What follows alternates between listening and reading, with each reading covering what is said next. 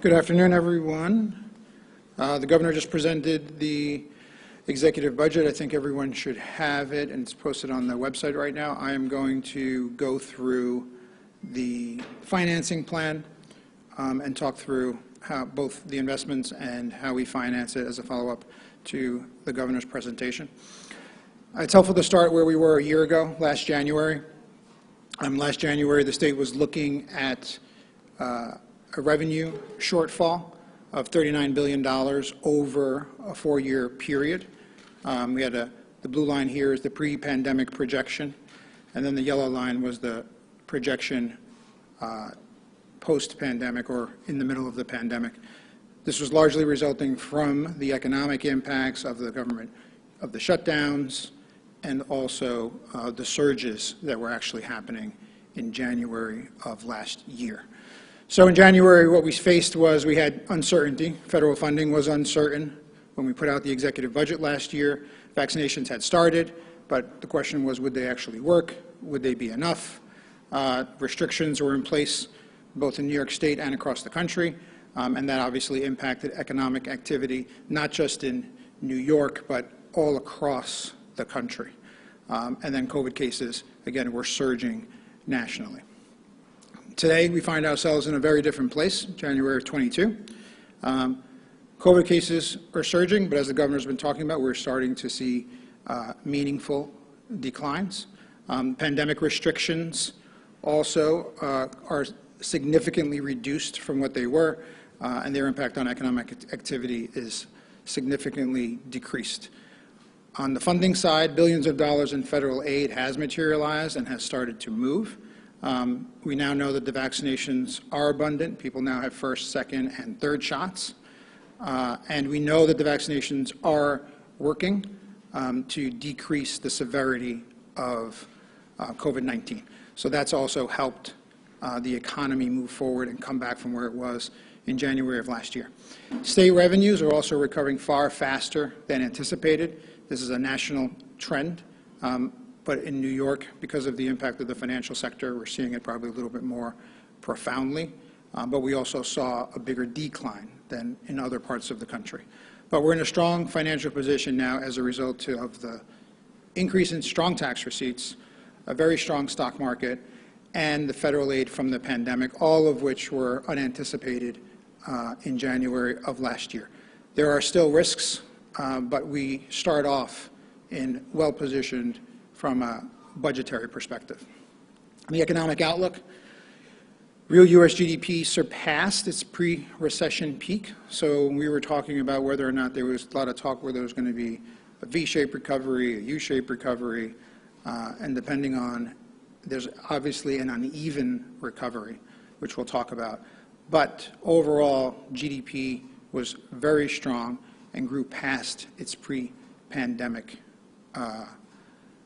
position after contracting 3.4% in 2020. The federal fiscal stimulus went out. It helped, but it's starting to diminish over the course of 2021. So this also helped GDP growth, both in New York and nationally. But again, that stimulus is declining, and we are seeing that also, that impact of that. It also impacted inflation, which we'll talk about. We have labor shortages, supply chain disruptions, energy prices that are growing. So these are all additional risks that are impacting our plan. And the fiscal stimulus has contributed to CPI growth of 4.7%. And this is the highest rate of inflation that we've seen in 30 years, since 1991. As of November, New York's economy has gained 62.6% of the private sector jobs lost in March and April of 2020.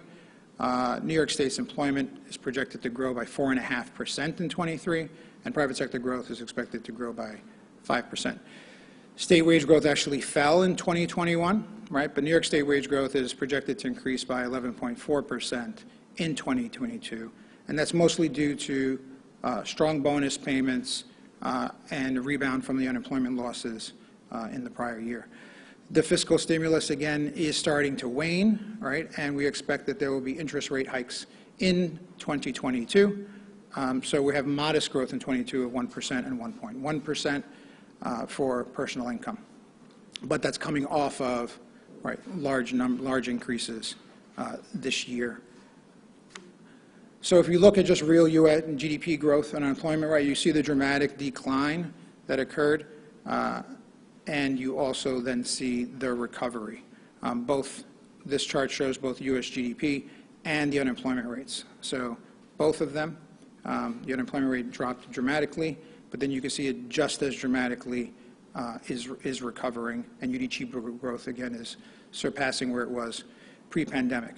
CPI, also we're seeing the highest levels of inflation, again in 30 years.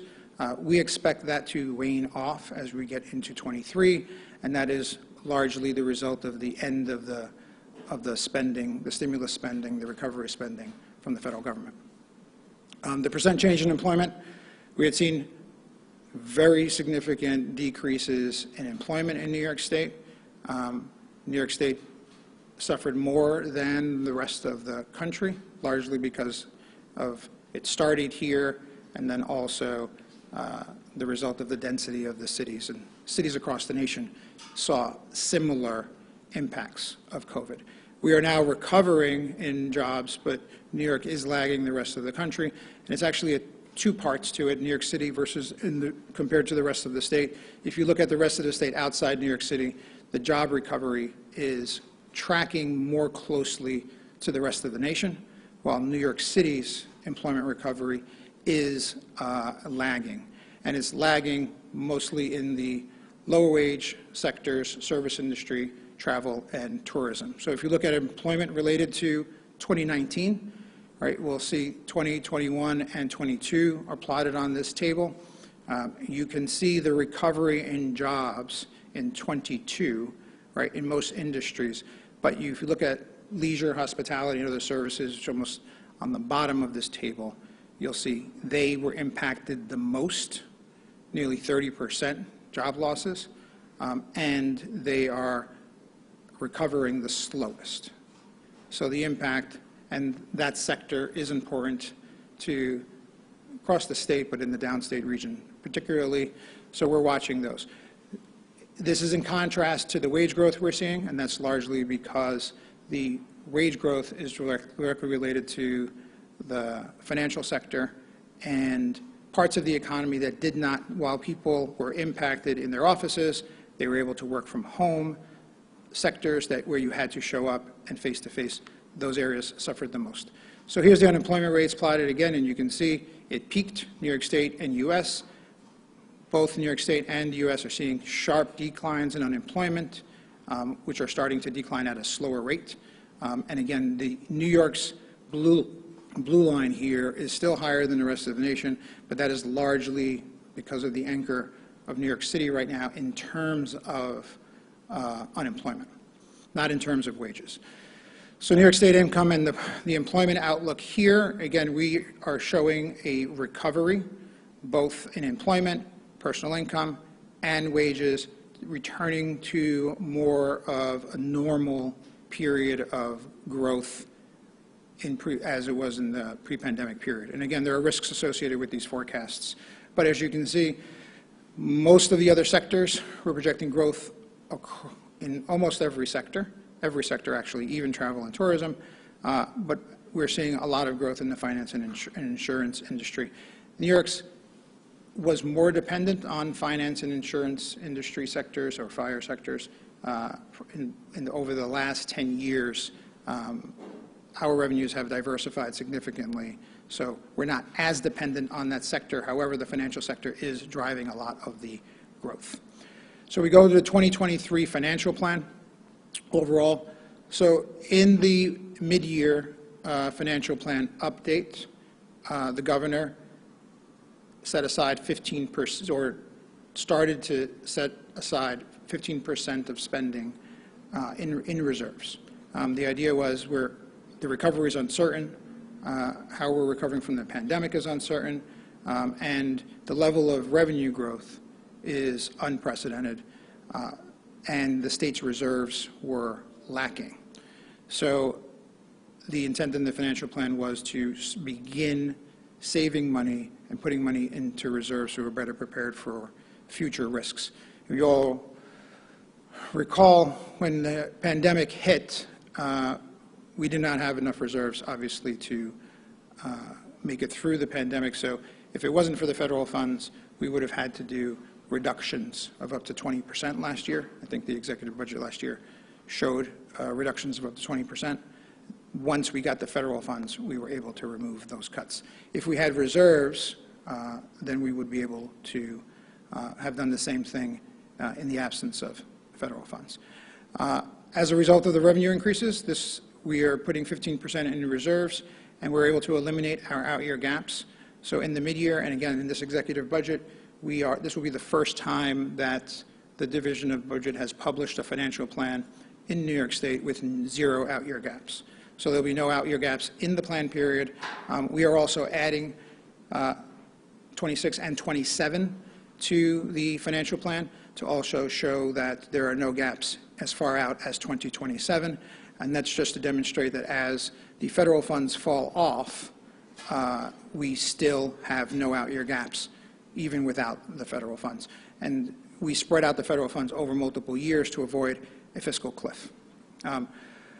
Since the time of the mid-year, we've had more forecast revisions, and again, revenues have climbed even further. So tax receipts are expected to close in the current year about close to $4.9 billion above even the mid-year forecast. So the mid-year assumed planned deposits into reserves. Now the receipts forecast is about $4.9 billion higher than that.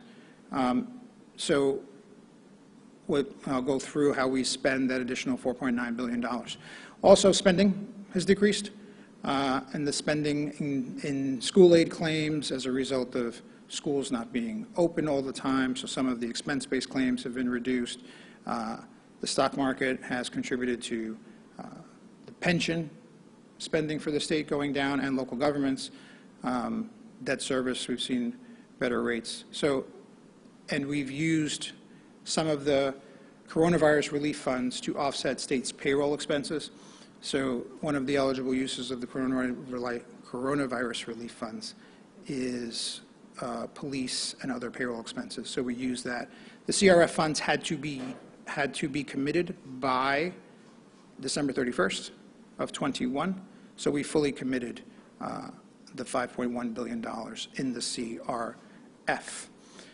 So baseline projections, again, are showing surpluses of $5 billion in the current year, 6.4 in 23, 5.3 in 24, and 5.5 in 25. And then we'll show in this plan what we do with those surpluses. And again, that is after we make the deposits to the reserve funds to get to the 15% state operating funds reserve target by 2025. So the surplus position in combination with the reserve deposits already planned makes it possible in this year's budget to really fund new commitments, make investments, right, to address some of the unique problems associated with the recovery from the pandemic or exacerbated by COVID-19, and at the same time doing it responsibly. Again, we'll make those investments, which we'll talk about, while making deposits in the reserve funds to get to 15% and having 0 out-year gaps, which again, we've never had before. Overall, the executive budget from an all funds basis will be $216 billion. And if you can see where it goes, about 60% of it goes to healthcare, education. This is on an all funds basis, and the reason the healthcare is higher than education on all funds basis is because the federal funds related to Medicaid, and education does not have that level of federal funds. When you look at state operating funds, which is taxpayer dollars and other special revenue funds, then you'll see Medicaid at about 25%, school aid at about 26%, so almost even between the two. And again, that's half of the budget. So half of our state operating funds budget is Medicaid and education. When you look at the all funds includes federal funds and includes capital, which is not in the state funds, state operating funds numbers.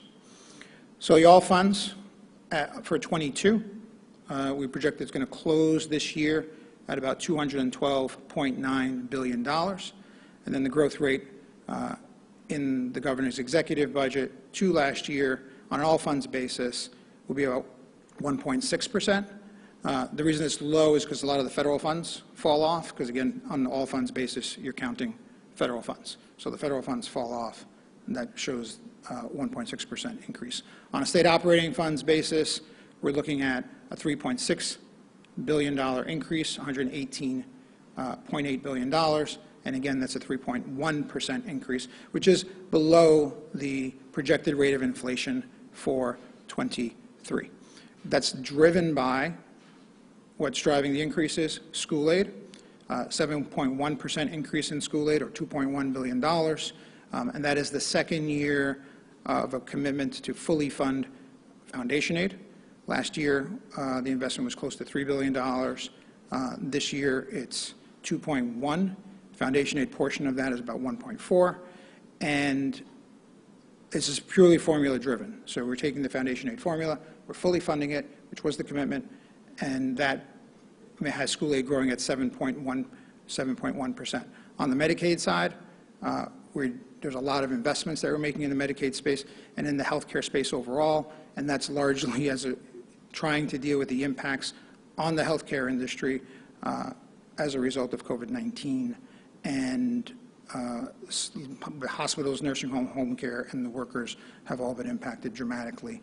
And the governor's very focused on making sure that that healthcare system not only recovers, but we're prepared for the next pandemic, because obviously there was not lack of preparation, although probably no one was, but lessons learned here, where we're going to make the investment now for the future.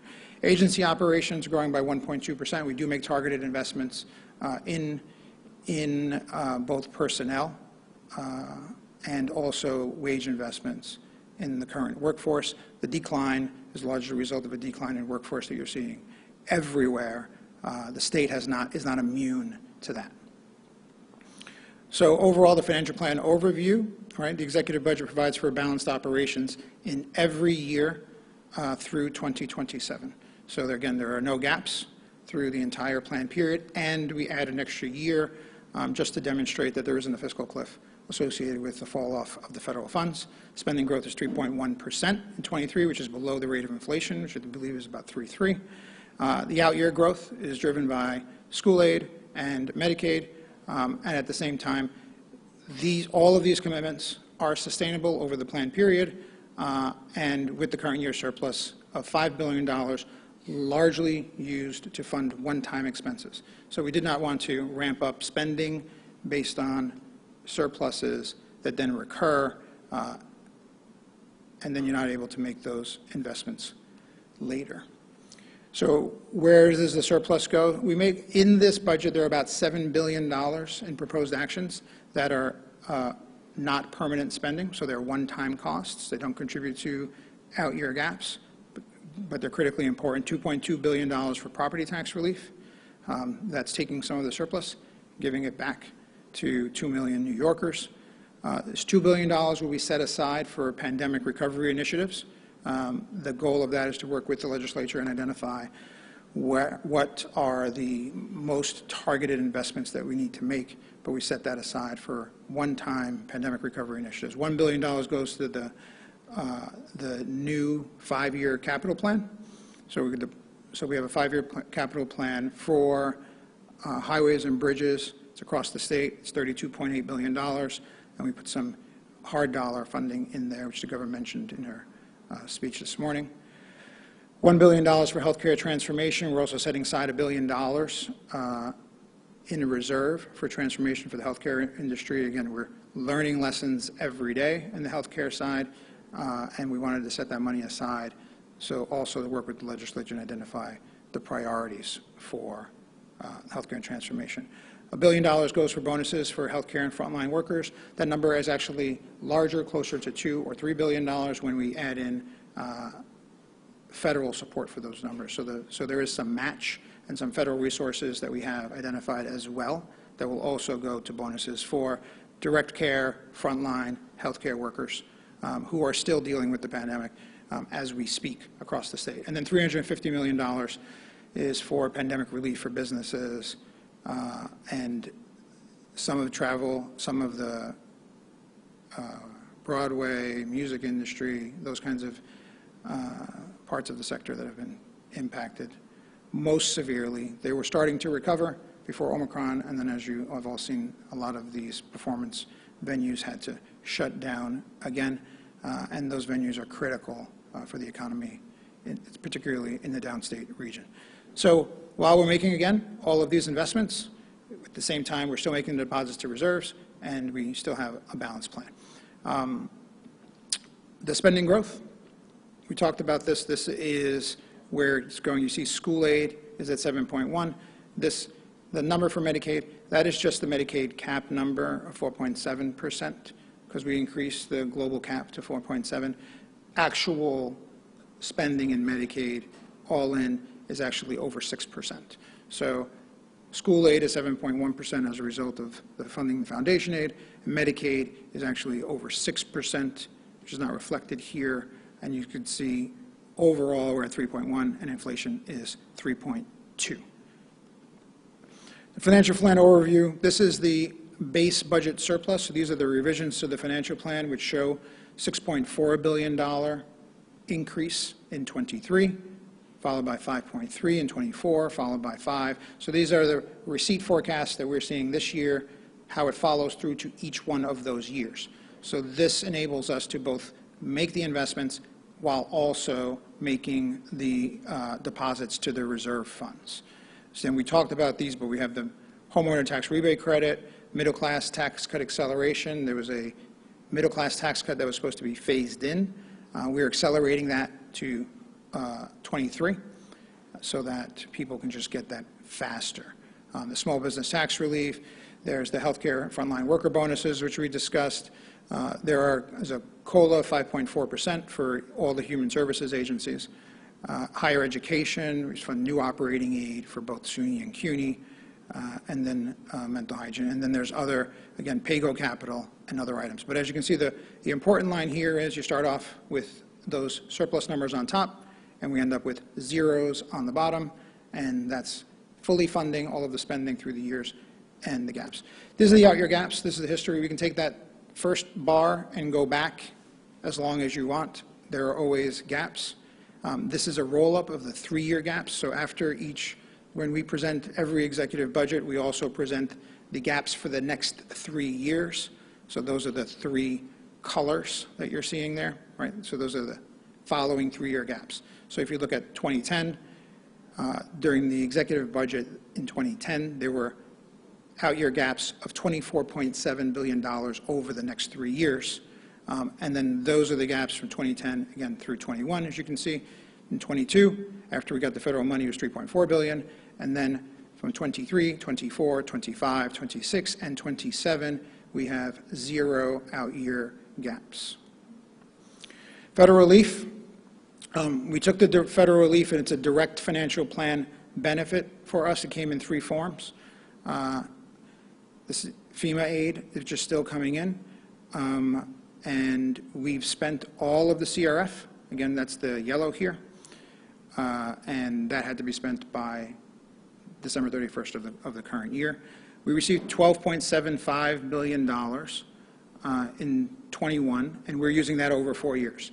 Again, we have resources to make investments, and we spread it out over 4 years to avoid a fiscal cliff and to make sure that what we're seeing on the revenue side holds up over that plan period, and we're doing it. But we're not sacrificing investments, and I think you can see that in all of the spending that is in this budget.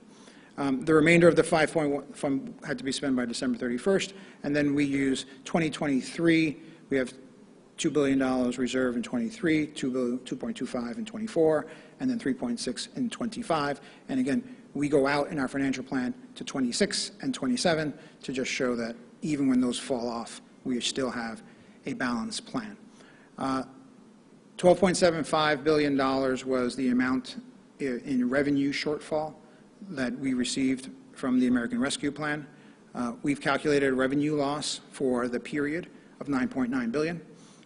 We're waiting for the federal government to approve that calculation and methodology. In the event that that's not approved, we will find other places to spend that money. But the aid can be used to support pandemic response efforts, lost state revenue, which was our main issue at the time, aid households, small businesses, industries, essential workers, and communities disproportionately impacted by the pandemic, water and sewer, and broadband, all of the things that we are doing in this budget. So we are funding in every single one of those areas. And this money is in hand, but it's not guaranteed yet until the feds approve our calculation. So the fiscal crisis and reserves, right? Since 2000, state finances have been badly damaged 3 times by sudden events. We've had 9/11, we've had the Great Recession, we've had COVID, and none of these events were predictable. And what we know for sure, right, is they will happen again. Something will happen. It has. And every time there's been shocks to the system, and every time from a budgetary perspective, from the state's perspective, our ability to respond is directly related to what funding that we have. Each time the state has found itself unprepared, inadequate reserves, and the outcome was that we had to cut or go back on promises or commitments that were made, and they've been deferred. The best or real-world example was in 2008. There was a state commitment to fund foundation aid for school aid. We had no money set aside during that time. We hit a recession, and that commitment lasted just 2 years. And then starting in FY10, the state had the recession, and then we had to not only freeze foundation, but we had to make reductions in school aid. We did not come back to that level of school aid spending, or we could not fully fund foundation aid again until 2022.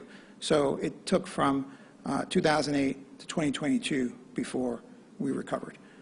The point here is that if we're going to make these investments, make them with allocating reserves so that in the event that you have some of these shocks to the system, we won't have a repeat performance in the same crisis. The state will be prepared.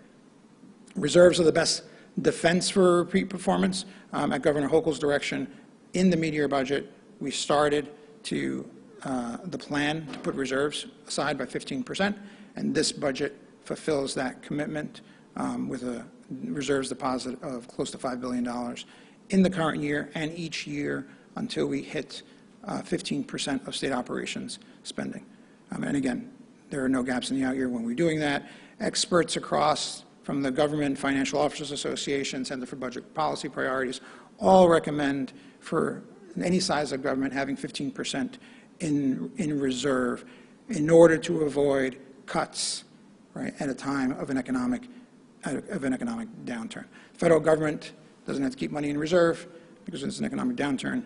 They print money. We can't, and the state is forced to. The executive budget must be presented as a balanced budget each year, so we cannot deficit spend. So either we make reductions, you have 2 options, raise taxes, or make reductions in spending when there's a downturn. This is a hypothetical recession scenario. So just an order of magnitude, we took the previous recessions and did a simulation of what would happen in New York State. And the range in the past 3 recessions, the range of revenue loss is between 36 to 50 billion over the 3-year period. So the size of the losses just illustrate the challenge, right, of setting aside significant reserves to weather a downturn. So even with the level of 15% reserves, right, you can pay for about half of these scenario revenue losses. Now, perhaps they won't be that dramatic next time, and perhaps there'll be other funds available, but this insulates us from that, and those are real world. We've seen it before. So these are the deposits to the principal reserves that we've been talking about. In the current year, $5 billion in the reserves as a deposit. And again, that is, and then we do spend another $5 billion in surplus. So the $5 billion in surplus is on top of the $5 billion that we're putting away in the plan deposits. So this allows us to do both. Make the investments while also planning for the future. And also remember, this money is not in the bank. We do not have all of the funds for these deposits today. We have the funds for the deposit in 22 today. We believe in 23. That deposit also is in our plan. And the 24 and 25 deposits are assuming that our revenue, that we have no more shocks, which we talked about, happen periodically, and no one knows when they are, and that the revenues continue at the current, not the current rate of growth, but continue without reversing. So by 2025, we get to the 15%. What are the risks to the plan? We have sudden catastrophic events that we've seen. Again, 9/11, Great Recession, COVID-19, you name it, Superstorm Sandy, right? And then there are other trends that we are watching that could erode the state's wealth over time. We have slow population growth, which the governor has talked about previously, tax migration. So if there are people who are moving to other parts of the state, over the parts of the country. And then we have telework, which is a new trend that was accelerated as a result of COVID. And depending on where they go, right, our ability, both the state's and New York's ability, right, to tax individuals who are working for New York companies but are located in other parts of the state for long periods of time, may be challenged. Short memories and optimism is just, we forget sometimes some of the down cycles and what we had to do, and over-optimism, if that's a word, but people being too optimistic about what is going to happen in the future. And you spend to that point, and again, you end up going backwards, right? And I think it's more important to have certainty. So overall, this budget invests smartly. We prepare for the future. We're mitigating risks that we're seeing, and we're building reserves at a level that has not been seen before. So thank you.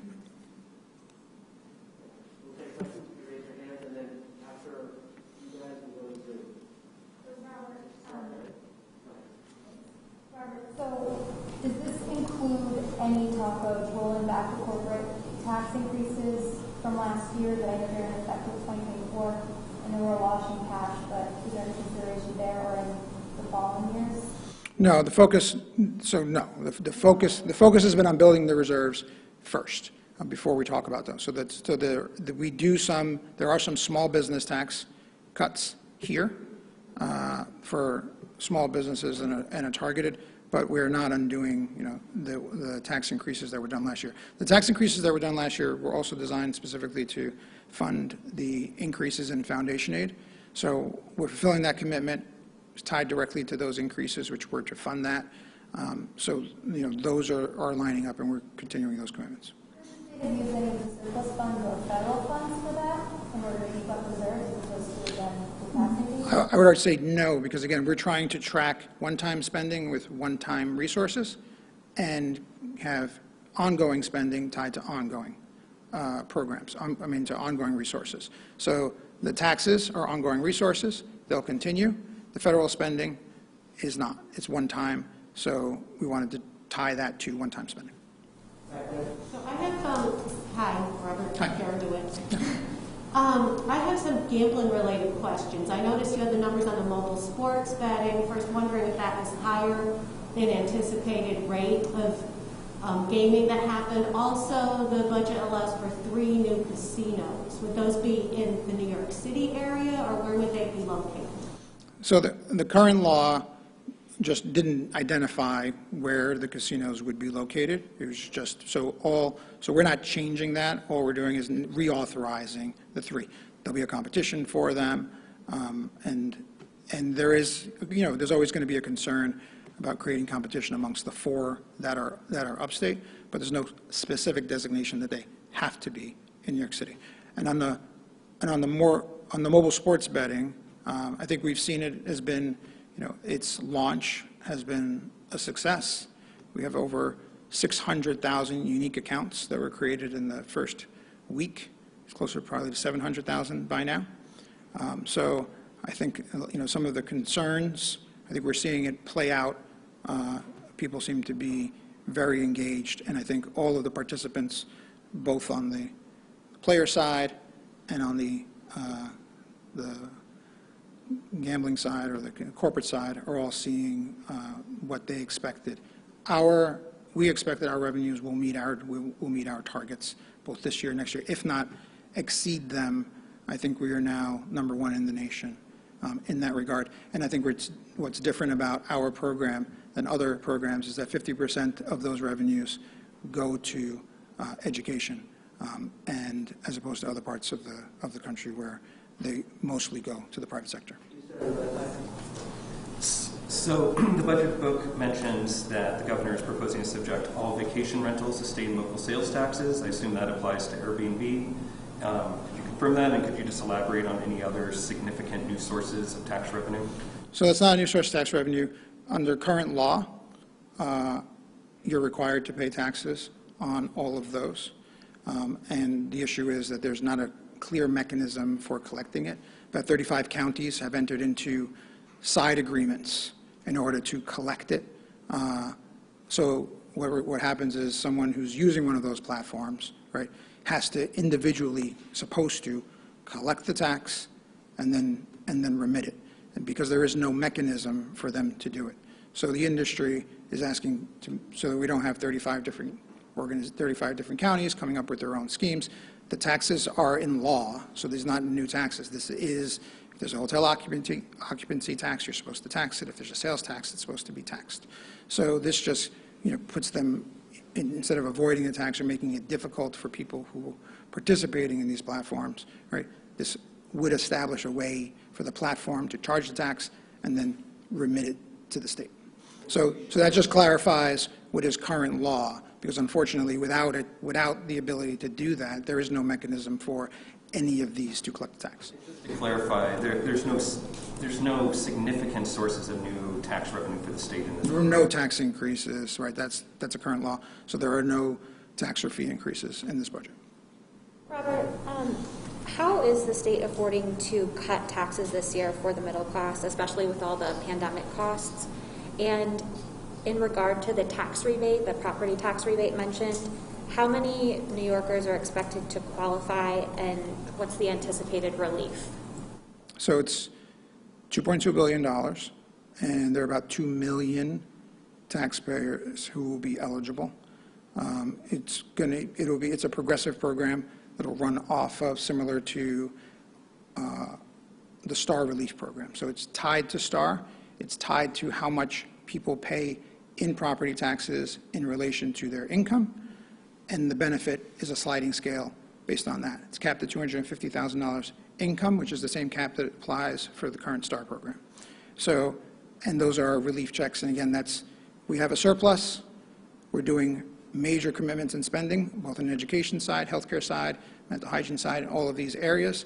But we also thought it's important to give some of that dividend back to people who, New Yorkers who have both suffered through the pandemic and need relief.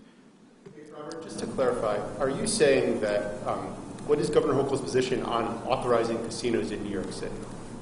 We're proposing an RFP, or an RFA, that's what they call it, they tell me.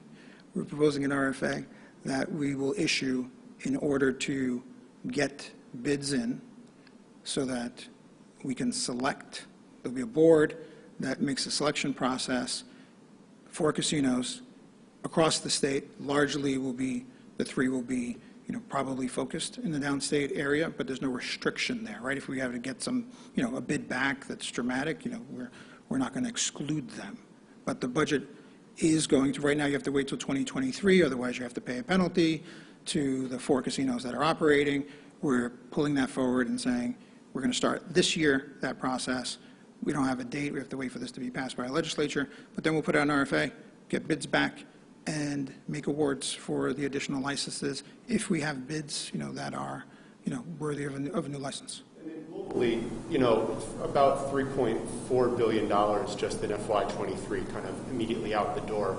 Can you talk about your consideration for doing that in the form of the rebate checks and the health worker bonuses, as opposed to maybe some one-time cash bonuses, one-time capital projects and capital expenditures for anything, the MTA, burying I-81, a new stadium for that team in Buffalo? We're doing both. I didn't go through some of the investments in the infrastructure, but as I mentioned, we want to tie the one-time resources to one-time spending. So we do have a highway and bridge plan, it's $32.8 billion. It's the largest highway and bridge plan in history. It funds major projects across the state. We call mega projects, everywhere from every part of the state. We have projects in New York City, projects in Buffalo, projects in, in the capital region. So, and we used some of that, we said $1 billion of it was going into the Highway and Bridge Fund. There's actually a little bit more in PAYGO already in that fund. So that's that infrastructure. And then within the budget, you'll see there's also $1 billion and $1.6 billion in the healthcare space, one-time capital expenditure. Those are the larger ones. And then there's a lot of infrastructure investment. So I think it was both. So we did the reason we want to use the rebate check as the mechanism, because again, it's one time, you can get it back, and then, but then also the other one-time places that we're making investments is in infrastructure. And you'll see in the plan, we have a significant amount of PAYGO in this plan, more than we've had in the past. Build on Bernadette's question. FY27, you said you got balances through there. That's when the higher PIT surcharges expire. Are you setting the state up fiscally to let those expire, or are you, as you sort of alluded earlier, setting up if they are matched with the higher levels of education funding that are currently baked into the multi-year projections, are you setting them up to be renewed? I think the determination on that is going to be made, years from now, right? I think, but we'll see what happens between now and then. But what we're not doing is like spending to the edge there, where it's requiring, right, that everything gets renewed. So I think what this does is create a glide path for the federal money to fall off, right, and to show that we can make these commitments, keep them ongoing without having any out-year gaps. And these are any out-year gaps. And as you know, we would talk about small gaps, before $3 billion in the out years, $3 billion, and now you're talking about, about zeros, and it's zeros after, you make these significant deposits. So I think the legislature, working with the executive, will make determinations on, the extensions of taxes, years from now. But this budget, positions you well. The governor said that she wanted to abolish and replace the 421A program. She didn't really offer any details. And I'm sorry, I didn't hear what program? The 421A tax cut for developers. She said she wanted to abolish and replace it with something new. Didn't really offer any details. Don't see any details in the budget. Is there any sort of update about what a proposed new budget and how those state funds would be used? A new proposed program as part of the budget and how the state fund will be used, as she says, in a better way to ensure affordable housing. In the housing space, there's a new $25 billion, and this goes to some of the questions on the other investments. I didn't go through all of them, but we have a $32.8 billion highway and bridge plan. We have a $25 billion housing plan, right, that has over the next 5 years as well. The previous housing plan was $20 billion, so this is $25 billion.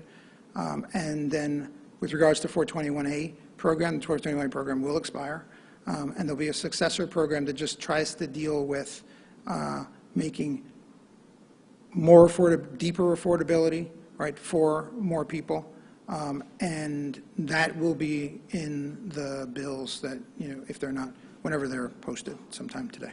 So you'll see the details of a successor program that provides both affordability while encouraging, right, in the creation of investment in additional housing, and that's separate from the $25 billion in the housing plan, but the details will be in the budget bills. Details you can provide right now for people. I don't have the levels of affordability, particularly, because it is a little complicated, the program, but you'll see them shortly.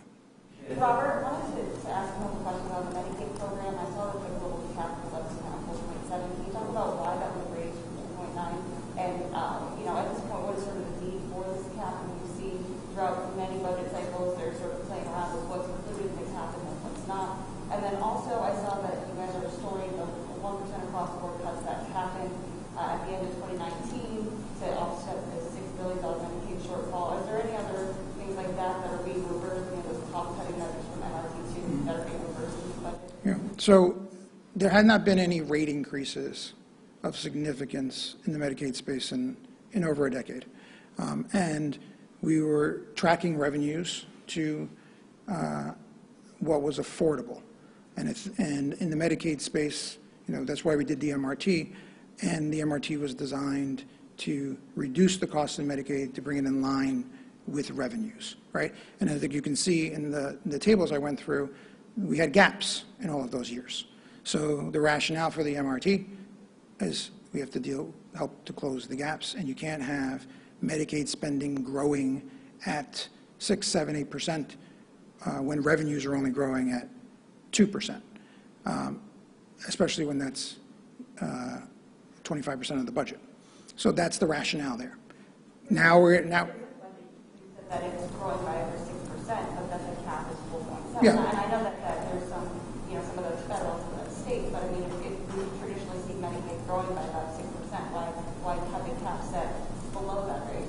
So we haven't moved things in and out of the cap. There are things that have always been out of the cap, and those are still outside the cap. So we wanted to be an apples to apples comparison, right? We didn't want to say we're increasing the cap, oh, but by the way, we're adding new expenditures in the cap, therefore it really didn't go up, right?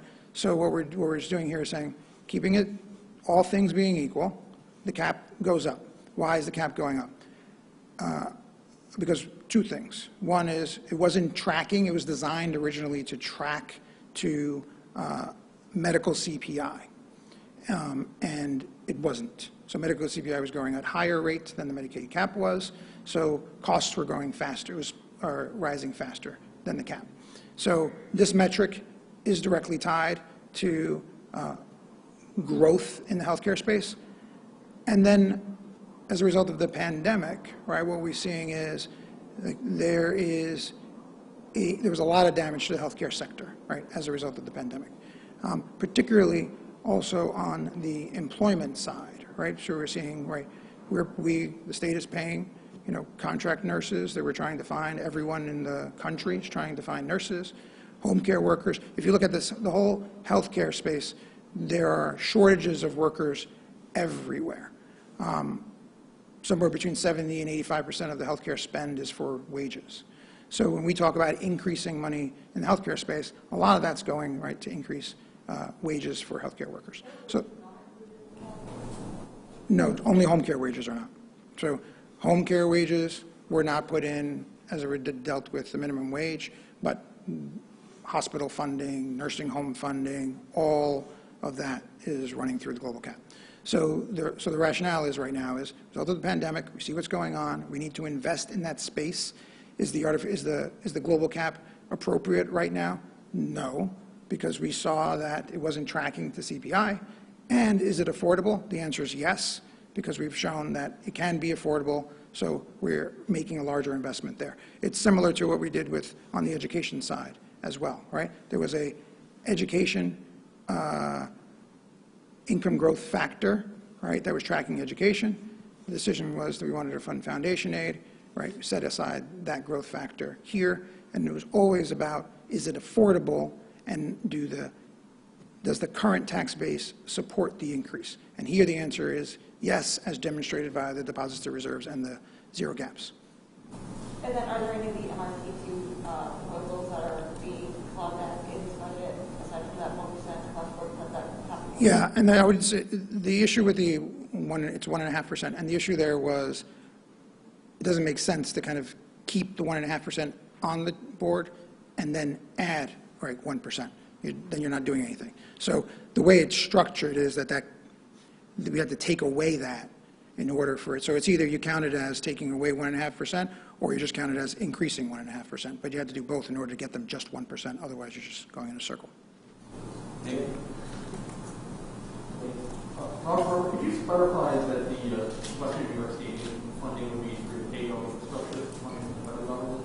And also, could you also talk a little bit more about the proposal to allow county governments to increase their sales tax on the house without approval from this bill? Here's the second one. So every 2 years, right, the state has to approve the county sales tax and the counties are looking for certainty, right? It's one thing in budgeting. I know it, doing 4-year, 5-year plans out, right? Certainty. The counties, one of the major revenue streams for county governments, the major revenue stream for most county governments, aside from the property tax cap, is the sales tax. And depending on the county, sales tax is number 1 or number 2. So local governments want certainty. They don't want to know every 2 years that a portion of their sales tax may expire, have to come to the legislature. So what we're proposing here is if there's no change, right, and we've seen historically, we never go backwards on these, right? It's a process we go through. Just leave them the way they are. If you want an increase, then we can come to the legislature for an increase. But it helps in long-term budgeting for local governments and also for their debt service and their bond ratings to know that they have a permanent sales tax that is in place, because it's somewhat of a it's just a little bit of a farce that's going to expire every time and turn it back. So the governor is very focused on helping local governments and wanting to make sure, right, that they have the tools. And this is an easy one, doesn't cost anything, but gives them certainty. Rob, the West New York State, there hasn't been any determination because we don't have a dollar number of what the contribution would be yet. Those talks are ongoing. So once we Appropriation in the capital projects bill for that. there's not an appropriation for that. That's right. Rob, just so I have it on tape, what specifically is the $224 million for anti-violence efforts being spent on? There's a whole list of programs, right, that I don't have. There are violence interveners, right? There are funds for various community programs, including infrastructure, right, for alternatives, after-school type programs, and there's a whole host. It's about, I believe it's like $60 million more than was spent last year on the programs, and we're looking at each program to see which programs are working. We'll refund those and increase those, and if programs are not, we'll try new ones. But this is something that we've looked at programs across the country to see what's working. The gun violence in the cities, particularly, right, has gained a lot of attention from you all, and in the communities, people have identified it as something that is causing them a lot of concern, and it causes the governor a lot of concern. So we want to put these resources in there. It's mostly for non-police resources, right? This is for trying to avoid the violence before it actually happens. As far as the distribution goes, is that something that after the budget passes, it all just goes out in a lump sum to whoever it's supposed to be doled out to? Or do you do it incrementally over time so you can determine what's working and then pull funding from ineffective programs? It's over time, but we don't want to hold it, right, because the problem is now, so we want to get money out now. So it's that balance, right, between making sure that you want the money now because this money actually will save lives, and then just making sure that we're watching it to see what's working and what's not, and then we can calibrate throughout the year. And so that's how it'll work. And the last one, how do you determine whether or not a program is effective? And is there like a grace period? Because it seems like every few months there is a new program that's going into effect where it's like, here's another approach, because nothing has ultimately stopped the problem. So what is the metric? How do you measure the efficacy? Yeah. That's a complicated, right, a very complicated thing, because you're trying to measure, right, do dollars spent in this area actually result in a decrease? And then even if there is a decrease, right, was it the result of that thing? Anecdotally, you can see it, right, so you can identify, right, there's a specific person, may have been helped by this program, and but for this, right, may have been the victim of a violent act or perpetrated a violent act, right? So we know anecdotally. What's harder, right, is saying that we know that if we do this, this will be the answer. So it's difficult, and people have been trying to do, right, program measurement for a very long time, and it's complicated. We're using experts to look at them, and we want to invest it smartly. That's why we set aside the resources, but we're open to programs that work. What we don't want to do is just continue funding programs just because we fund them the year before. And that is something that the governor has been very focused on. She does not want to fund programs just because they've been funded the year before. You have to demonstrate that they work. DCJS, Division of Criminal Justice Service, will look at those programs and say if it's not working, then we need to move the resources to someone else. Our Buffalo affiliate is wondering if the increase in child care spending, is that all federal dollars? No, it's state. We're How much using is it state resources to increase. So there was federal dollars last year that were spent over multiple years, but we're also using state dollars to increase the eligibility for child care subsidies to families that are 300% of the federal poverty level, which is $79,500 or $600, depending on who you ask. And that'll allow for 400,000 children in New York State, more children, to be eligible for those subsidies. And we're funding that with state dollars. There's some federal money in there, but that rolls off, and we're fully funding it with state dollars in the out years. Can I add one? Robert, you talked about tax migration. What is the state doing to counter that? Because I know Governor Hochul talked about I think 300,000 people that moved out throughout the pandemic according to census numbers. So what is the state, what does this budget do to prevent that tax migration? And also, do you have, or out-migration rather, do you have a figure on how many of our top earners that in that 1% bracket that have left the state throughout the pandemic, and that would potentially pose a big hit to the fiscal projections throughout the next couple of years?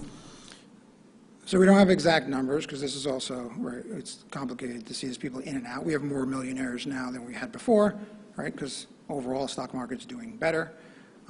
So we're creating wealth. We'd like to create wealth and keep everyone here at the same time. But as we all know, there's been some migration. The migration has actually been from New York City. The largest part of the migration has been from New York City to outside of New York City, still within New York State. So we have people that have moved out of New York City but moved to Hudson Valley, moved to Long Island. That's the biggest part of it. And what's the cause of that? That is largely pandemic related. So as a result of the pandemic, right, and the restrictions and the density, right, part of living in New York City is there's lots of things to do in New York City to have fun. And when you close those things down, go someplace else. So with that ending, hopefully, so I think it's directly tied to, as COVID goes away, or we figure out how to live with it, all of the reasons that people live in New York City, right, comes back, and then people will still want to live there. Young people still want to live in New York City. If we're looking at anything as to what's going on, look at the real estate market. Rents are up, again, over what they were pre-pandemic. Sales of condos are up again, over what they were pre-pandemic. So the real estate market, which everyone wrote about was tanking, right, during the pandemic, has come back and higher than it was. So that shows that's competition. That means people actually want to live there, they want to rent apartments, and they want to buy. So the best thing you can do, right, is make New York better than it was before, right, open things up, and that happens only as COVID goes away. Our responses, the governor's responses to COVID this year, right, have been different than they were before, right? We learned more, the restrictions are less, and there's more for people to do. So crime has been an issue, right? So people looking at that. So we're looking at the things, adding money, right, for gun violence, adding money in the budget to deal with homelessness, right? So those are other things that we're doing in the budget, dealing with affordability in terms of housing, right? And the $2 billion to deal with impacts of the coronavirus. All of those things are designed, right, to bring back normalcy. And when you bring that back, we think people will come back. Robert, does just really quickly, does the budget include funding for a new Buffalo Bills stadium? No, I think that question was asked twice. So the answer is no. I'm going to jump over to Zoom right now. Good afternoon, everybody. Your first question, Director, comes from Marina Villanueva from the Associated Press. Marina, your mic is open. Hi, can you hear me? Yes. Hi, I apologize. I wasn't able to hear all of the questions. I was wondering if there's any evidence that the tax hike last year has led to wealthy individuals or big corps fleeing New York. And does this budget proposal expect that the corporate tax hike is going to expire in 2024 and the personal income tax rate is going to sunset by 2028? Yeah, so the budget assumes that current law, we're not changing current law. So the way we do our financial plans is we assume that if a tax is going to expire, that it expires in the absence of legislation that changes it. So anything that's scheduled to expire is assumed that it will expire in this plan. And is there any evidence that those tax hikes has led to wealthy individuals or big corporations fleeing New York? We haven't seen any evidence of that. If anything, right, those, some of those tax increases were, on the margin compared to the impact of SALT, right? The impact of SALT on those very people was dramatically greater than the marginal tax increase that the state did. So if there was anything, right, it would be hard to separate the impact of what Washington did to the state with regard to SALT from the increases, the relatively small increases on the income tax side. Now, not that they're small increases, but in scale, SALT is far disproportional to anything that we did. So if there is any tax migration, it would be the result, because of that, it would be the result of SALT, because that was dramatically different, and it impacts New York particularly hard. We attempted to deal with that, right, through some of our tax changes that we have in our budget, and I think many taxpayers are taking advantage of that who would have been impacted by the damaging effects of SALT. So we hope that that's blunting the attack from Washington on the state as a result of SALT. Thank you very much, Director. Your next question comes from John Campbell of WNYC. John, your mic is open. Hi, Rob, one more time on the casino proposal here. So is the governor proposing speeding up the process from 2023 to 2022 and eliminating that penalty that would have had to been paid to the other casinos? Yes. Okay, thank you. And then also two programs that are mentioned in the briefing book, but I don't believe they're getting additional funding. The Emergency Rental Assistance Program and the Excluded Workers Fund. What went into the decision not to put state funds into those programs, which, as you know, are essentially depleted? Mm-hmm. Well, the ERAP program is a federal program, right? So that program was entirely funded by the federal government, and the governor has had conversations with her colleagues in Washington on getting additional resources. They have said they're going to make some decisions on additional resources as they reprogram money, in March. So we're looking at the federal funding first to see if, right, there are additional resources for these individuals. However, we understand that there's still an impact from COVID. There's still an economic impact for these individuals with regard to rent, and also the small landlords, right, that are trying to pay for the upkeep of their buildings in the absence of rent. So that we also did set aside, right, $2 billion for pandemic relief efforts, and all of these things will be, in conversations with the legislature as to where the priorities lie. Director, your next question comes from Andrew Donovan of WSYR-TV. Andrew, your mic is open. Director Mujica, thanks for your availability. Thank you. I'm wondering if you could elaborate a little bit on the bonuses for nurses and other healthcare workers. I know it's $1.2 billion in total, up to $3,000 full-time, 1 year of service. Could you kind of explain how the $3,000 is allocated, how much each person gets, the factors that go into that determination, and kind of speak directly to healthcare workers, how they can expect this money eventually from state government? Yeah. So the money would go to their employers, right? So the way it would work, and this is at a very high level, the employers will provide a definition which is in the statute or the proposed legislation that the governor's submitting today. There'll be a definition, right? What is the healthcare worker that was on the front line? Identify the workers that are eligible, the healthcare workers who worked in the front lines, were hands-on, working with patients, right, before, and also for new healthcare workers, right, because it's a retention and also a desire to create an incentive for more people to enter the field, because we're seeing a lot of shortages, which we're all aware of. So that's the eligibility part.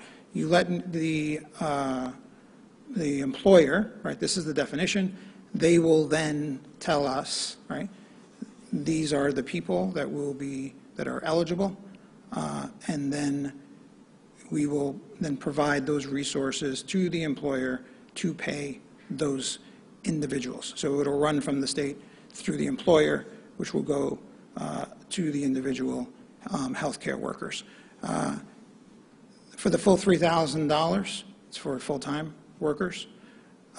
And as a way to provide incentive for retention, what we're saying is we want people to be working for 12 months to receive the full $3,000. However, for workers that are currently working, if they've already worked 6 months or more, that 6 months will count towards the year, so they can get, and the check will come in 2 parts. So for those employers that are presently working and have worked for 6 months or at the 6-month point, they'll get the first half, and then the second half will come on the 12-month period. So that's basically how it operates. Director, your next question comes from Rima Amin from Chalkbeat. Rima, your mic is open. Hi, thanks for having this. So my first question, I just wanted to know about the specific dollar investments that are that the governor is proposing to go towards the teacher pipeline and getting more teachers into the pipeline. I know some of that is supposed to maybe be for SED and hiring more workers there to speed up the certification process, but can you talk more about what those proposed expenses will look like? There's about $350 million dedicated to workforce, recruitment, and retention. There are a few programs which I don't have off the top of my head in the education space. On the resource side in the education space, right, there are a lot of resources in the education space that have been provided to school districts over the last year and a half. So school districts across the state have gotten about $15 billion in federal money to be spent over 3 years, on top of $3 billion in school aid this year, this current year, $2 billion proposed for next year, and then upwards of $2 to $3 billion the year after. So from a resource perspective, a lot of school districts, most school districts, I don't know that any, right, have spent all of their federal money. So from a resource perspective, there are a lot of resources going into school districts. But what we found, and a lot of employers have found, it's not all about the resources or the salaries. It's about other factors and bringing more, and the pipeline of getting people to want to go into some of these careers. And I think that's what some of the focuses of the 350 in the workforce is, to identify, again, licensing criteria, alternative teacher certification, and educational costs, right, associated with tuition, paying tuition, forgiving tuition, all of those things. So there's a whole, there's a group of programs that are, funded in the budget. I don't have the specific details, but the point is that there are resources in the higher education, in the education space, and then there are also specific workforce initiatives targeted towards teachers. Thank you, Director Mujica. Your next question comes from Keisha Clucky of Bloomberg. Keisha, your mic is open. Keisha, go ahead. Hi. Yes, can you hear me? Yes. Okay. I just had a quick question, again, to clarify the middle class tax relief. So is it a reduction, a rate drop for the personal income taxes, or is it a rebate? And if it is a personal income tax rate drop, do you have any specifics on what that would mean for single filers and so forth by bracket? I don't have the specifics of because for every individual, it is going to be different, right, based on both their income and based on the property taxes that they pay. So it'll vary in different parts of the state, right, and based on, what their property taxes are. Also, what their property taxes are in relation to their income. It will be an advance refund, so it is off your personal income taxes, but we will advance it as we've done before, so similar to previous rebate proposals. Instead of having to wait, if we did it this year, you'd have to wait until your 2022 tax filing, which wouldn't happen until 2023. So what we're doing is providing an advance refund so people will get the benefit today and not have to wait till when they file their taxes. Thank you. Thank you, Director. A couple more questions coming at you from Zoom. Your next comes from Marie French of Politico. Marie, your mic is open. Hey, thank you. Can you hear me all right there? Yes. Excellent. Yeah, I was just wondering if you could offer any specifics on the amount of transportation aid that will be available to school districts to electrify their bus fleets. It's briefly mentioned in the book, but I don't see any specifics about amounts. You know, that's probably a pretty costly transition in some cases. It is. The buses cost, you know, upwards of double to more, right, than the current buses. There's some federal resources that are going to be available for this. There are some off-budget resources from part of some of our climate change agenda that will be available for this. And then also school districts would be eligible for transportation aid for these investments. So depending on the school district and the relative wealth of the school district, there's formulas for transportation aid. In some school districts, the transportation aid is as high as 80%, maybe even more. So in those school districts, the state's going to be reimbursing, right, a large portion of those costs. So it's a combination of we'll provide state transportation aid on them, and then there's grants both on the federal side and on the state side that are off budget. Great, thank you. And is there a date that the state expects to stop purchasing fossil fuel vehicles for its fleet?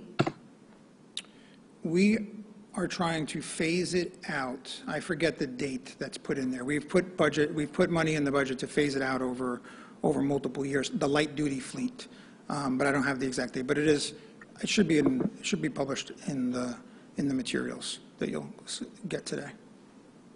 Thank you. Thank you, Director. Your next question comes from Michael Gormley of Newsday. Well, you need to take a sip of water first. Thank you. Okay. Hello, Michael. Hi, Rob. All right, Hi, Rob, so Mike, your mic's open. Thank you. Rob, does this indicate that 2% spending cap that has been underway for several years has been abandoned?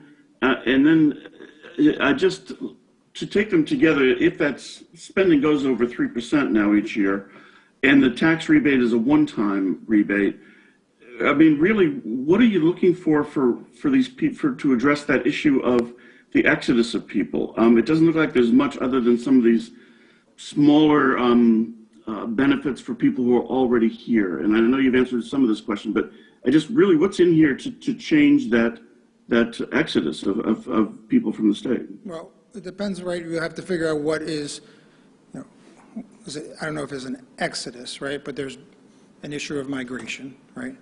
That has happened, and there are trends. And one thing is to figure out what are the drivers for that, right? Besides maybe wanting to go to warmer places. So one is figure out what it is. We've put in, but there's a lot of resources here, right, that help all New Yorkers, right? We have billions of dollars into the healthcare system. We have one of the best healthcare systems in the, in the country. People come from all over, not only the country but the world, right, to some of our hospitals. Our education system, investments in higher education that the governor has made, right? So these are all things that benefit all New Yorkers. We've increased fundings for tuition assistance programs. So there's a lot of programs that we've done here that are investments for people to benefit from and provide opportunity for New Yorkers, right? The pandemic was a very unique thing that we're still monitoring as to what the impacts were there. As far as other investments, again, we're accelerating the middle class tax cut. The taxes on New Yorkers from a state side are at the lowest they've been in decades. The property tax, which the state does not control, but has been capped at 2%, has reduced what was property tax growth of 4%, 5%, and 6% per year prior to the property tax cap. The property tax cap is staying in place. So that has, over the long term, right, reduced the growth of property taxes. So that's there. And then the rebate checks are that's just a way to give back some of the dividend, right, to some of the taxpayers, and the taxpayers that are paying some of the highest taxes, because the highest taxes in New York on individuals are actually the property tax, right, not the personal income tax. So there are a lot of investments that the state is making, right, that impact people in their everyday lives, and I think that is the focus of the governor's budget. I understand that, Rob, but the 2% spending level, what's happening to that? And also, I mean, I understand what you're talking about with all these programs here, but what's the big change to show that New York is going to be attracting more people? The change, you have a $5 billion surplus, and although I see the reserves you're adding to, you're still spending a lot of money when it comes in. What's changing the trajectory, and what about that 2% spending cap? Right. So I think your focus is on taxes, right? The spending that's being done, again, the $7 billion in one-time spending, and then there are investments in both healthcare and education. So one argument would be we should not invest in education, and we should not do the investments in the Medicaid space that we're doing. I think everyone wants hospitals to be functioning, nursing homes to be functioning. Everyone wants to be able to have a home care person available when they need one. So we can have a discussion on whether or not we should make those investments in those areas. We think New Yorkers want them. With regard to the cap, again, the cap was related to maintain spending growth and align it with revenues, right? So even with the spending cap in place, like the chart that I showed you, we had out-year gaps in each one of those years. Now, we're going above, right, that benchmark, and we have no gaps in the out years and revenues over and above. So the alternative would be, what are you doing with all, you could not do the spending and then just leave, $10 billion on the table. The spending cap was actually, and then to go to the 2%, last year spending was over 8.5%. Or the current year, right? And that was not the governor's Hochul's budget. That was the prior administration's budget. So the prior administration did not adhere to the 2% spending cap last year. That was it was spending in over 8.5%. So it's not this administration that stopped. It was a recognition, right, that you need to make investments in this time, in particular at this moment, to respond to what is going on, right, in the real world.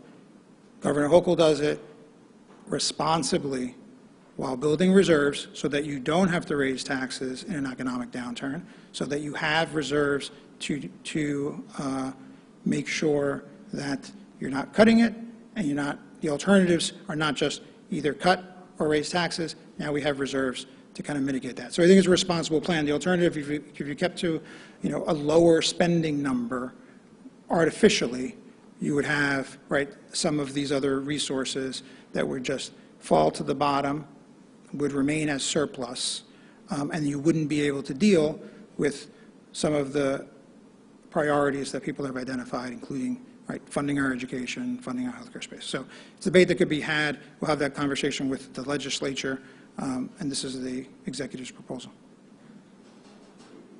Director, your next question comes from Joe Mahoney of CNHI Newspapers. Joe, your mic is open. Hello? Go ahead and open your mic, Joe. Hi, Rob. Hello. Can you hear me? Hello? Hello? Can you hear me? I can hear you. I don't know if you can hear me. I just saw you I on can hear mute. you loud and clear. Okay, let me hit that.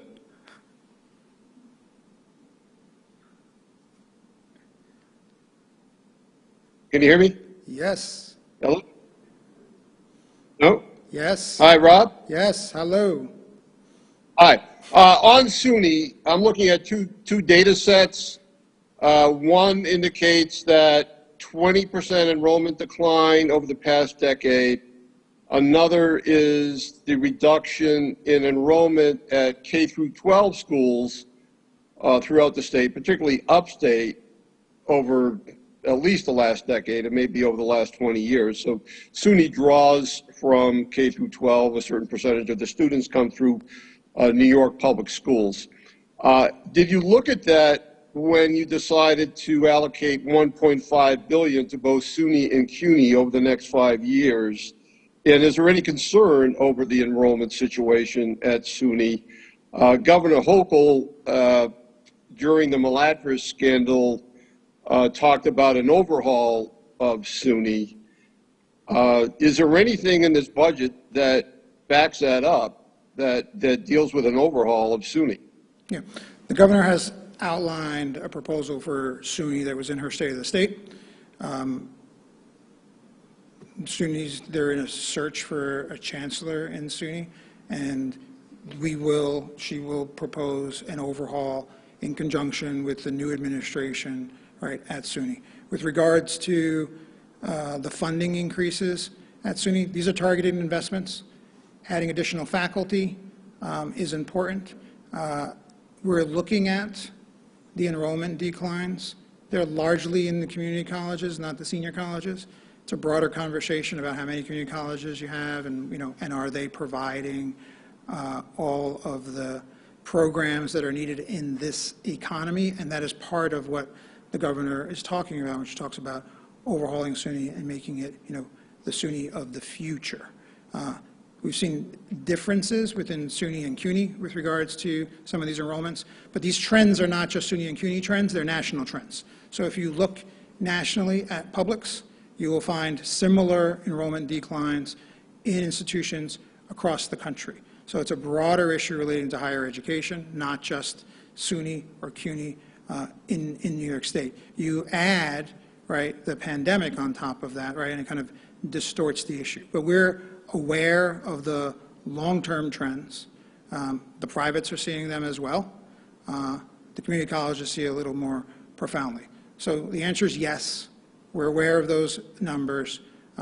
We still want to make investments in the systems, but it doesn't mean that it's the status quo either.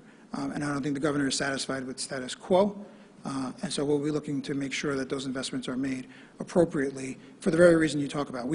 It's about creating opportunity, right, and places that people want to go so they can be educated. Part-time TAP is a proposal from the governor, and that also kind of addresses this issue too, right? Not everyone can be a full-time student. Not everyone needs a BA to get a job. Not every job requires a BA any longer. So by allowing part-time TAP, you allow individual students to be able to work, take courses that are not necessarily degree-bearing courses, and be able to use that to get a job. And that actually, some of that can take place at some of the community colleges.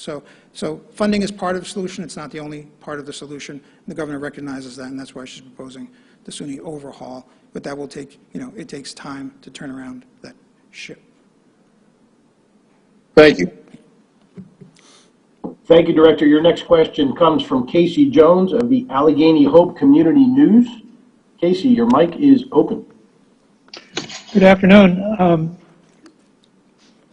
I've listened to your presentation, and it sounded like you were very optimistic in regard to the pathway forward for the next 5 years, with the caveats, of course, that there not be another catastrophe such as a pandemic, and the whole aspect of short memories and optimism, because when you have the money that you seem to be seeing here as being available to put into reserves, government leaders many times have a tendency to want to spend that because it's available.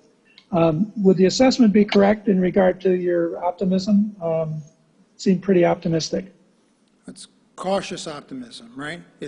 We're not too optimistic, which is why we're putting money in reserves, spending $7 billion one time, right, on top of putting money in reserves. So we're being responsible with the resources, right? You could spend $7 billion on recurring programs. You could not put money in reserves. That would be irresponsible and be overly optimistic. So governor's optimistic about the future of New York State. She's optimistic that these are the right investments to make at the time, but she also is, right, making the smart decisions to put money in reserves and spend on one time so that we don't create, right, a cliff that you can't, right, turn around without doing more damage then you do good. So we're optimistic that the growth in the state will return to normal levels of growth. But we're not going to spend to the level of what is, what we just saw and these very large increases. Because again, we all saw the pandemic, we all saw how dramatic the decline happened, and then we saw it pop back up. This is not sustainable at this level. We will return to a level of normalcy. Prior to the pandemic, right, it was a relatively slow growth period, right, where GDP was growing at 2% and 3% for a decade. So we anticipate that we will return to more normal levels of growth. We're not overly optimistic in our out-year forecasts, but we are optimistic that the state is growing and that these investments are the right ones at the time, while setting aside stuff for rainy days, because they come and they can come at any time. Very good. Thank you. Thank you, Director. Your next question comes from Dave Colon of Streets Blog. Dave, your mic is open. Hey, Rob. How's it going? Hello. Good. Great.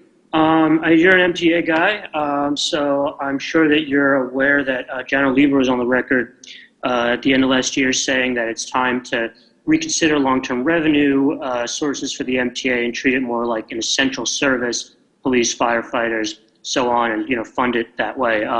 Does the governor have any appetite for that kind of long-term revenue shift, new long-term revenues in this year's budget? I think that we're looking at the finances, right, of the MTA right now, as a result of the influx of federal dollars. They don't have an operating gap until 2025. So it gives us some time to, look at the MTA. A lot of what is happening at the MTA is a result of the significant decline in ridership that has not returned as a result of the pandemic. Some of that will return, but they're also subject to, right, what happens with, work from home and those kinds of activities in New York City, right? So I think we all need to look at the MTA and just see what long-term, right, what is sustainable. The MTA has maintained operations, largely. Recently, there's been, some service reductions, but that's in relation to Omicron and, staff getting sick and not having enough employees to operate the systems at the optimal levels. But there's time to look at the MTA and figure out what is the path forward there. So I'm sure that the chairman, will have a long-term operational plan, that we can all, work on together. The good news for the MTA is that the dedicated taxes, so just like the revenues for New York State have increased as a result of this recovery, so have they for the MTA. Our forecasts project that there will be a few $100 million more in dedicated revenues than they had forecast in their November plan just 3 months ago. So that's positive for the MTA, it's positive for their bottom line. And again, if those revenues continue, right, for multiple years, then, it'll put them in a much better position than they are today. But they're in a crisis. I know the chairman's focused on it. Thank you, Director. We have time for just two more questions. So your next question comes from Emma Whitford of Law 360. Emma, your mic is open.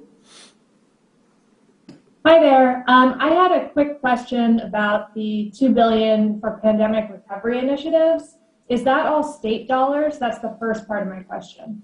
Yes, it's 100% state dollars. It's part of the current year surplus. And back to the ERAP question. This is also a bit of a two-parter, but my understanding is that there's no money specifically marked currently for ERAP in the budget proposal. Right, not specifically, but again. Not specifically, but are you saying that some of that $2 billion could potentially go towards ERAP or some other sort of rental assistance program? Yeah, I think the governor mentioned in her comments this morning, right? Those monies are available for coronavirus relief efforts or spending. ERAP is one of those things. So it's a conversation that we welcome to have with the legislature. Right? There are other coronavirus-related spending items that other people are talking about, but I think the responsible thing was like to set this money aside and let's have the conversation with the legislature about what the priorities are, but there's nothing that would preclude the use of those funds for the ERAP program at some point. The focus on ERAP, though, is that ERAP is a federal program, and there are federal resources, right, that are available for this. And we recognize, again, the impact and the hardship that renters who have been most dramatically impacted by the pandemic had in not being able to pay their rent. However, we are now seeing a recovery, right, and where, there are, more jobs available, more opportunities available. We are seeing declines in the coronavirus, so we are turning the corner. So as we move forward, we don't want to leave anyone behind, make sure people get taken care of, but we also want to make sure that we're pivoting beyond programs that were specifically designed for the pandemic to focus on growing out of it. Thanks, everyone. Again, this is our last question as the director has to go after this. So, Director, your last question comes from Josh Solomon of the Albany Times-Union. Josh, your mic is open. I pressure last question. Hi there, Director. One question, just stepping back a bit. Obviously, Washington has been debating a lot of big legislation. How has that kind of factored into this budget, if at all? And if the passage of Build Back Better was to pass, would that change any of the calculations here? And if you do have time, real quickly, one kind of targeted question about the farm credit overtime tax credit.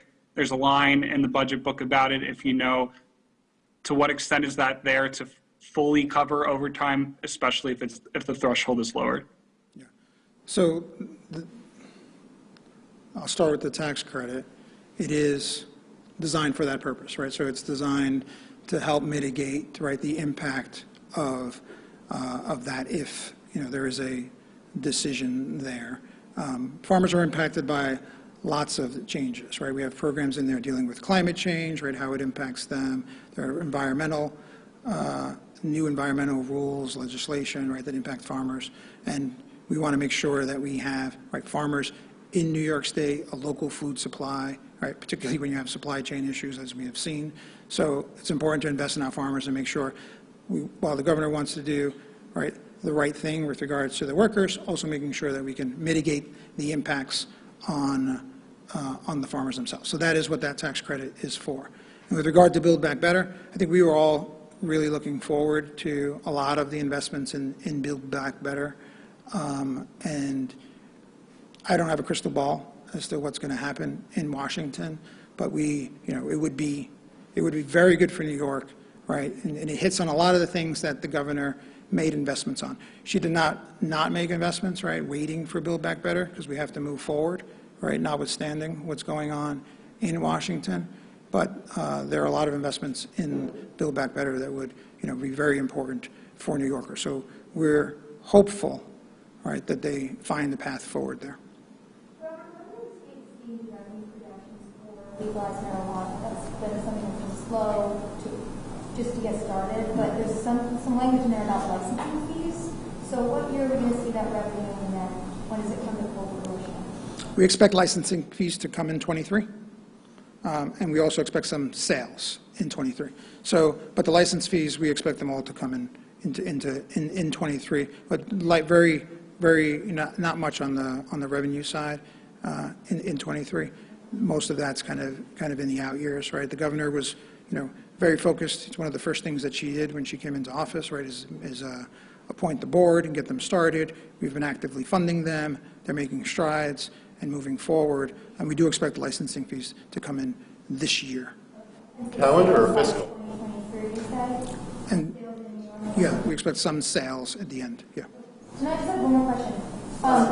Eric Adams this morning said that his team talked to Hochul's team about just some budget priorities. He didn't really get into anything. But in here, there's an extension of mayoral control. So what went into that? And then also there's more money for per pupil spending on charter schools. It's going to increase something like 4.7% per pupil. But there's no raising of the cap for New York City charter schools. Why wasn't the cap raised? And then also what went into adding more money for people in charter schools? So it's not an increase, there's a formula for charter school tuition. And the formula is driven by two factors mainly. It's an increase overall in spending that's tied to the spending for district schools. So as district school spending goes up, so does